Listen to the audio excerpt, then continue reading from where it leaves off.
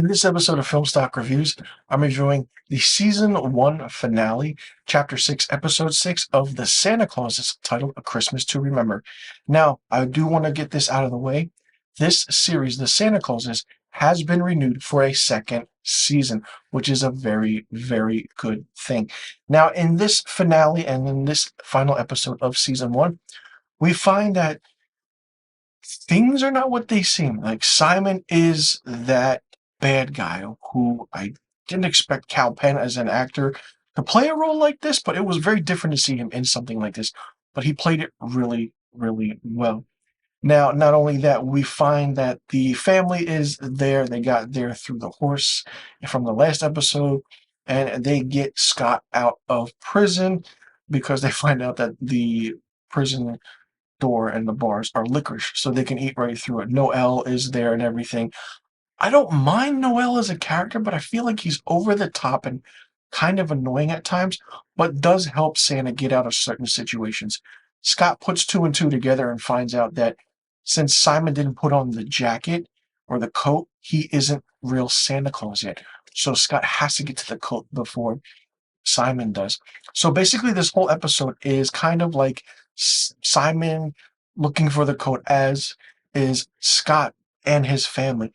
Now, Mrs. Claus fights off those big, giant army guys that we saw in the Santa Claus 2 that was helping out Toy Santa. If you remember that, it was a great, great little Easter egg. It was a really nice touch.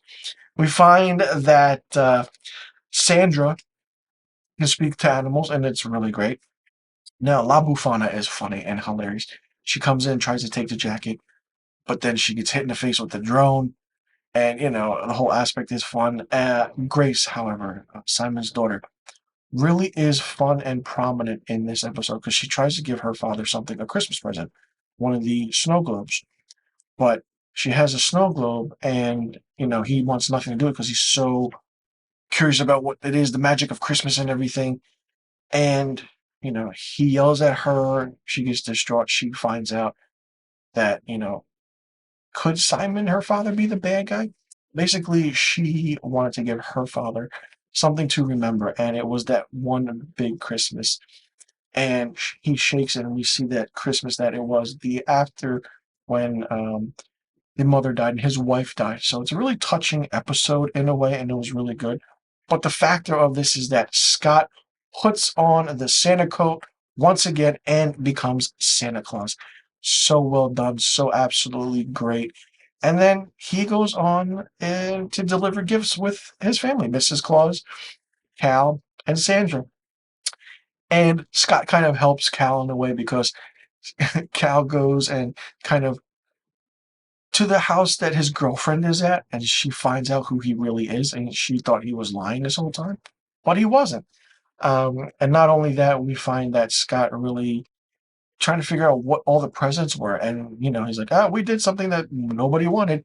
We find out that Cal is the one to wrangle up all the gifts, but they take all the snow globes out in the snow globe room, and they deliver it to every single person in the world, which means that, whenever they see in the snow globe, they'll remember their fondest memory of Christmas. It's a very, very touching episode and a great finale and great way that everything was done. Now, this season as a whole started off really shaky. Didn't get a feel of if this was going to work out, if this was a right show. Like, could it have worked? Like, what's the process of it? I mean, did we need a fourth movie instead of this series? Well, I will say, as the episodes progressed every week up until this finale, they got better. And the best episode is Across the Yuleverse, episode 5, when Scott and Bernard come in and they go through the entire aspect of the old Santas and how we find out the theory of why Scott was picked as the first human Santa. That was probably my favorite episode like I've ever seen about how the Santa Claus lore is done. I'm curious and very interesting to see how season 2 will happen because where can you go from here? You know, we need the other aspects of we need Father Time, we need Cupid, we need Jack Frost, Will Martin Short come in for a little cameo as Jack Frost. That would be nice to see. Will the other characters from the films come into this one, second season? This is interesting. This is fun, and I had a blast watching this. Listen, a lot of people didn't like it, but as it went on, as this fun Christmas comedy on Disney Plus went on, this really got better, and it was really fun to watch. I had a great, great time. And also seeing Peyton Manning trying to be picked for a Santa Claus was really funny too. Great comedic moment, and it was great. I'm curious to see what happens when a different villain is brought in. Like, what can you do with season two? They're going to come up with some interesting original content, and I'm curious to see if Bernard comes back, if we get Charlie back, like the whole aspect of certain things, and let's get some big name stars in the second season. Like I said, get Martin Short back as Jack Frost.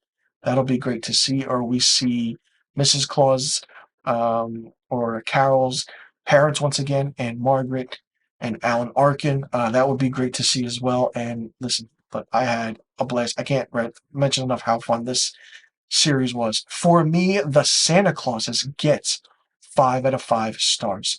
Let me know in the comment section below what you thought about the Santa Clauses. Did you like it? Did you not like it? What did you think of it? Do you think the series started off slow and it got better over the series and episodes? What was your favorite episode? What was your least favorite episode?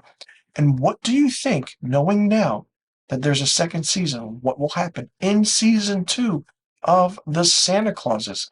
Let me know in the comment section below about all the questions I just asked, and I'll see you all in the next review video, and I'll see you all for season 2 of the Santa Clauses. Thank you for tuning in.